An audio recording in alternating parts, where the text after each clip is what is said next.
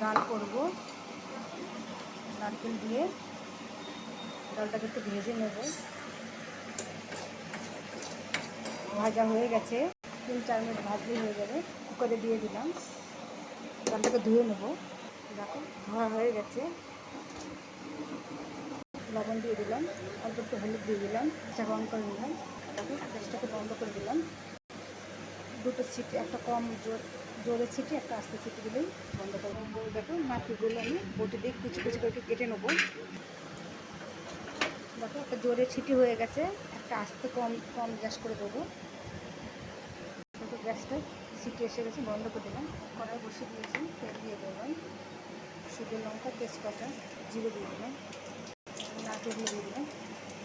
নারকেল দিয়ে ভাজা হয়ে গেছে, জিরে আদা বাটা দিলাম, দিয়ে দিলাম। হয়ে গেছে, দিয়ে দেবো। ডাল হয়ে গেছে, মুগের ডাল হয়ে গেছে। নারকেল দিয়ে 2-3 মিনিট ফোটালে